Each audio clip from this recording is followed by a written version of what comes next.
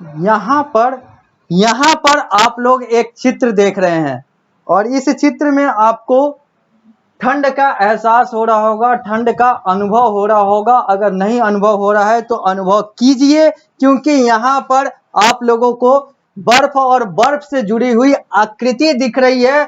और यह आकृति मैं इसलिए आप लोगों को दिखा रहा हूं, आप लोग के साथ साझा कर रहा हूं या फिर आप लोगों को ठंड का अनुभव करा रहा हूं, क्योंकि इस गर्मी के मौसम में आप लोगों को इस ठंड के अध्याय को पढ़ना है। यानी कि इस चीज से जुड़ा हुआ, इस चित्र से जुड़ा हुआ एक नया अध्याय अब मैं शुरू करने जा रहा हूं, जो आप लोगों के आपके क्लास 5 में एक चैप्टर के तौर पर एसएसटी में पढ़ना है। मैं द मोहित श्रीवास्तव आप सभी लोगों का एसएसटी टीचर अब इस नए अध्याय को शुरू करने जा रहा हूं और वहां पर बात होगी इसी ठंडक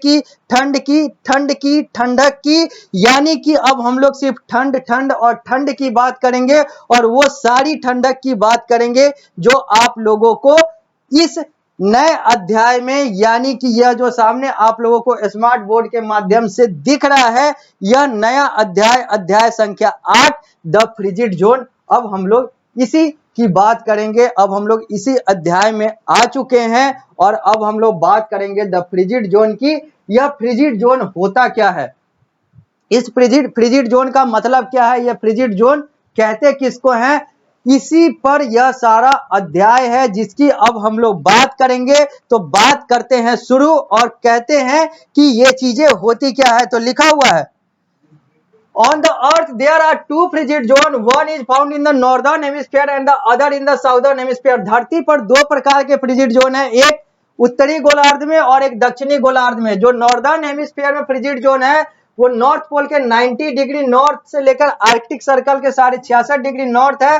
जबकि साउदर्न फ्रिजिड जोन वाला जो है वो साउथ पोल के 90 डिग्री साउथ से लेकर अंटार्कटिक सर्कल के 66.5 डिग्री साउथ तक फैला हुआ है। Thus their northern and southern limit are the North Pole and the South Pole respectively।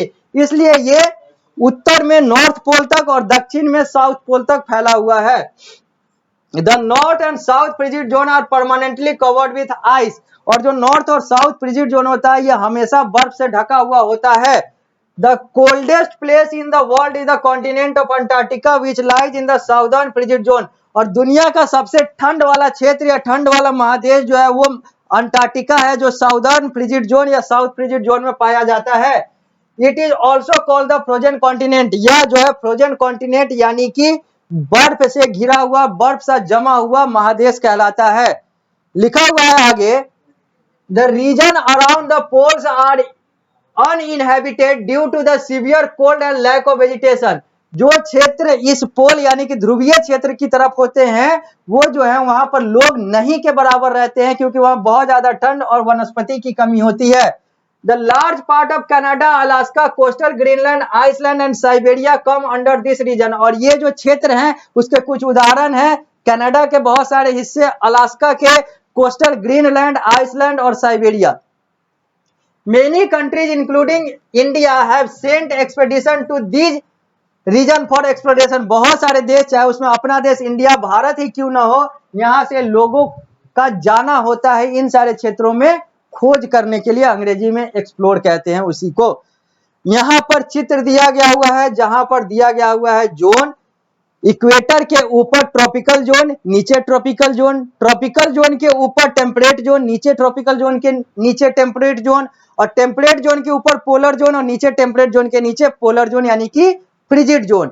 तो पोलर जोन को हम लोग फ्रिजिड जोन कहते हैं जो ऊपर और नीचे है, टेम्परेट जोन को हम लोग टेम्परेट जोन कहते हैं जो ऊपर और नीचे है, ट्रॉपिकल जोन को हम लोग टॉरिड जोन कहते हैं, हॉट जोन कहते हैं जो ऊपर और नीचे है किसके, तो इक्वेटर के। पृष्ठ संख्या 54 से अब हम लोग आ चुके हैं पृष्ठ संख्या 55 पर। पहले यह देख लेते हैं, यह जो चित्र है यह पोलर जोन यानी कि फ्रिजिड जोन को दर्शाने के लिए है। पृष्ठ संख्या 55 पर आते हैं तो बात करते हैं क्लाइमेट की, आखिर यहाँ का मौसम कैसा होता है। लिखा हुआ है, both the frigid zone are located far from the equator and they receive only scanty sun rays even during the summer. The slanting rays are so feeble that they are not able to even warm the land। दोनों frigid zone, चाहे वो दक्षिणी गोलार्ध वाले हो चाहे वो उत्तरी गोलार्ध वाले हो, यानी कि चाहे वो साउदर्न हेमिस्फीयर वाले हो चाहे वो नॉर्दर्न हेमिस्फीयर वाले हो, ये इक्वेटर से बहुत दूर होते हैं। इसलिए यहाँ पर बहुत कम सूर्य की किरण पड़ती है, जो पड़ती भी वो तिरछा होकर पड़ती है गर्मी के मौसम में, और इतना कम पड़ती है कि वो जमीन को भी गर्म नहीं कर पाती है। During winter session, the temperature may drop down even -40°C. The summer hardly lasts for 2 to 3 months and has temperature rises to 3 to 12°C. अगर गर्मी में और ओवरऑल मौसम की जलवायु की बात करें तो यहाँ पर तापमान 40 डिग्री नकारात्मक यानी कि निगेटिव में भी 40 डिग्री सेल्सियस माइनस में भी चला जाता है, यानी कि उतना ठंड हो जाता है। और अगर हम लोग गर्मी की बात करें तो 2 से 3 महीना यहाँ पर गर्मी पड़ता है, जहां पर 3 से लेकर 12 डिग्री का तापमान देखा गया है, मापा गया है। There is a very scanty rainfall, hardly 15 to 30 centimetre in year. यहाँ पर बहुत कम मात्रा में बारिश होती है और एक साल में मान लीजिए तो 15 से 30 सेंटीमीटर ही होती है।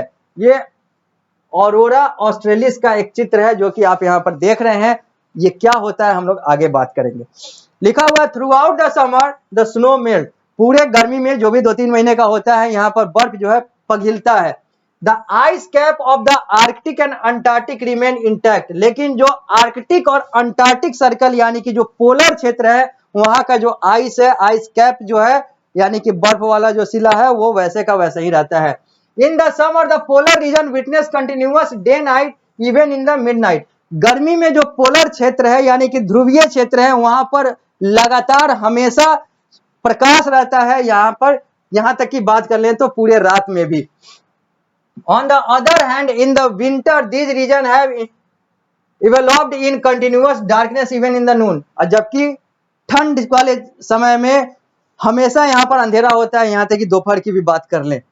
आगे लिखा हुआ है during the winter the snow keep falling, during the winter the snow keeps falling and the soil stage frozen hard, ठंड में जो बर्फ है वो लगातार गिरता रहता है जिससे जो मिट्टी है वो और ज्यादा जो है वो हार्ड हो जाता है और ज्यादा कठोर हो जाता है। In June when the north frigid zone gain continuous sunlight the dark south zone one experience continuous dark night. अब हम लोग साउदर्न फ्रिजिड जोन और नॉर्दर्न फ्रिजिड जोन में अंतर देखेंगे कि जून के समय में नॉर्दर्न फ्रिजिड जोन में कंटिन्यूअस सनलाइट होता है तो वहीं साउदर्न फ्रिजिड जोन में कंटिन्यूअस डार्कनेस होता है, और यही चीजें जो है ये दिसंबर में अपोजिट हो जाता है, यानी कि साउदर्न फ्रिजिड जोन में कंटिन्यूअस सनलाइट होता है और northern frigid zone continuous darkness को देखता है।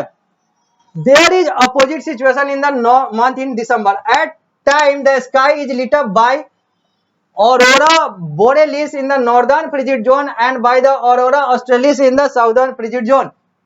और इसी समय में जो स्काई में यानी कि जो आसमान में जो प्रकाश होता है उसको नॉर्दर्न फ्रिजिड जोन में ऑरोरा बोरेलियस कहते हैं, और जबकि साउदर्न फ्रिजिड जोन वाला कहलाता है aurora australis. They are naturally occurring bright light, यह प्राकृतिक रूप से पाया जाने वाला प्रकाश है, चकाचौंध वाला प्रकाश है। Commonly seen at night in the polar region, जो मुख्यतः ध्रुवीय क्षेत्र में रात में देखा जा सकता है, पाया जाता है। This occurrence is due to the collision of charge particle from the earth atmosphere, और ये जो ऑकरेंस है, ये जो चीजें होती है ये अर्थ एटमॉस्फेयर यानी कि धरती के वातावरण के जो चार्ज पार्टिकल है उसके टकराहट से होती है। इसके बाद हम लोग बात करेंगे ब्लू प्लांट लाइफ की, बात करेंगे एनिमल लाइफ की, बात करेंगे ह्यूमन लाइफ की, और भी बहुत सारी बातें करनी है। तो इन सारी चीजों की बात करने के लिए यानी कि इस अध्याय को आगे समझने के लिए जो अभी और सारा चीज जो आप लोगों को पढ़ना है, आप लोगों को आना होगा, मिलना होगा अगली क्लास में, अगली कक्षा में, उसमें हम लोग इस अध्याय को आगे बढ़ाएंगे और भी बहुत सारी बातें करेंगे। हम लोग बात करेंगे यहाँ पर प्लांट लाइफ कैसा होता है फ्रिजिड जोन में, एनिमल लाइफ कैसा होता है यानी कि जानवर यहाँ पर कैसे होते हैं इस क्षेत्र में, यहाँ पर इंसानों का जीवन कैसा होता है, और भी बहुत सारी बातें करनी है हम लोगों को। हम लोग अलग अलग चित्र को भी देखेंगे जहां पर हम लोग अलग अलग जानवरों के, अलग अलग पक्षियों के अलग अलग घास फूस के अलग अलग लोगों की भी बात करेंगे और भी बहुत सारी बातें करनी है। तो हम लोग देते हैं इस कक्षा को यहाँ पर विराम, मिलते हैं अगली कक्षा में, तो इस अध्याय को यहीं से आगे बढ़ाएंगे।